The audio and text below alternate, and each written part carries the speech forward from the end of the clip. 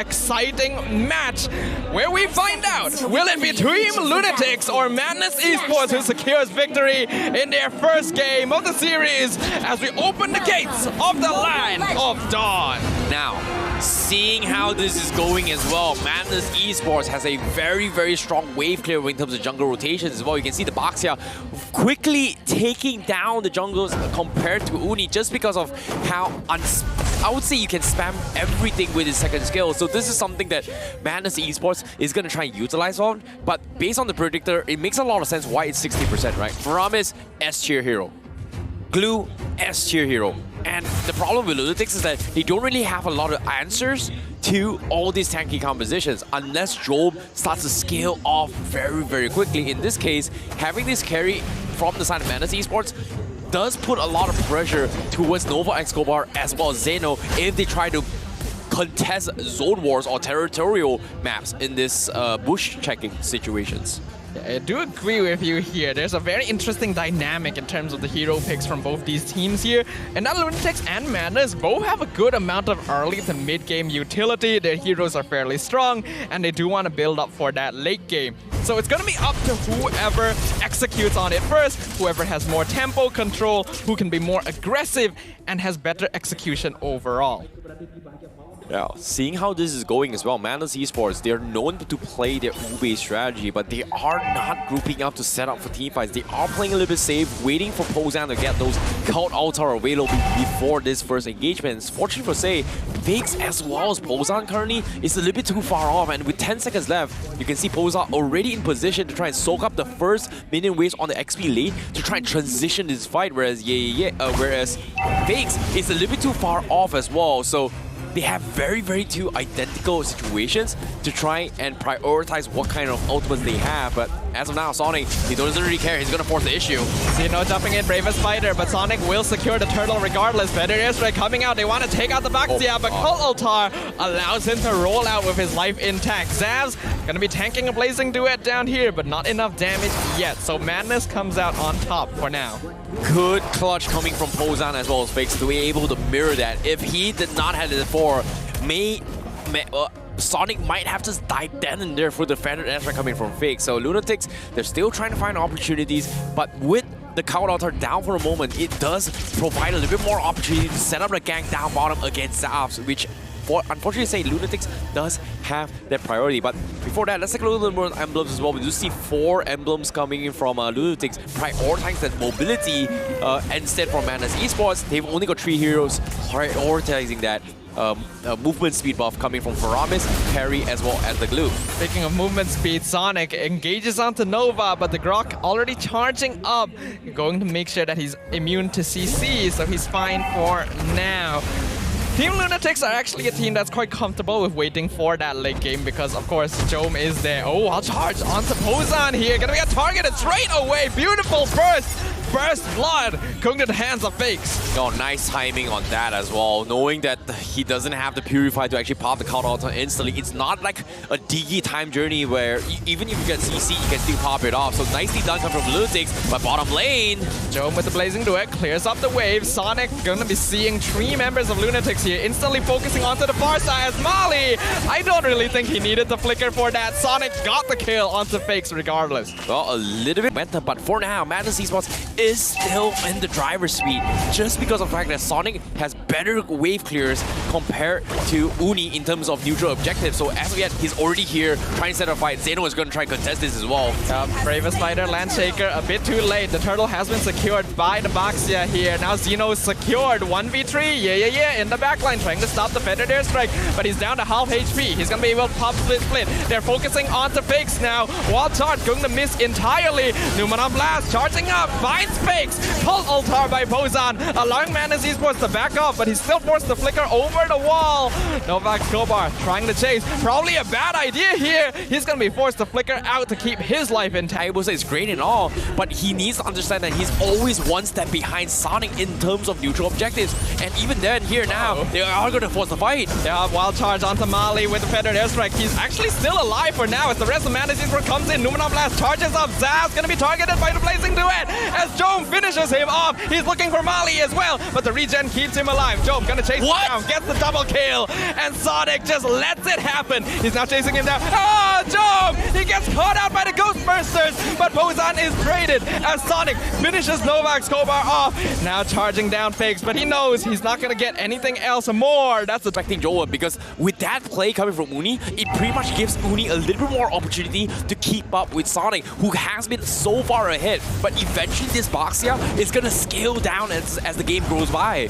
Speaking of scaling, here comes the turtle. Once again, Novak Skobar with the wild charge secures the turtle in the hands of Uni. Blazing Duet cutting off the backline. Cult Altar keeping them alive. Numenon Blast finds two, but Uni is causing havoc in the backline of Madnes Esports. Mali taken out. Probably get one himself. Yeah, this is the room that they need, but hold that thought for now. Sonic still thinking to go a little bit more. Okay. Fine. We're gonna take a little bit chill here, but at the same time, oh my god, Zeph, what happened? Group up. Technically, with the Cloud Altar, they should be winning all their fights against Lunatix, so I was very surprised that Xeno decided to go for that attempt, and because of that, they are giving so much space for this Lord, for Sonic to contest, and you can see how quickly the Lord actually drops because of Sonic. But here comes Uni, wild charge going to secure onto Sonic in the backline, but look, they found Jome, yeah. Zoning him out, split, he finds it, yeah, gets the 1v1 kill as Nova, nice jukes there, but it's not gonna stop the Mega. Despite losing out the Retribution here, Uni getting very confident with this Retri battles, but Zap is in trouble. Fakes gets a very nice time, and Xeno is looking to extend the fight. Yeah, he's gonna get knocked out for now, but he's gonna force Pozan to flicker to safety as Sonic wants to get Fakes.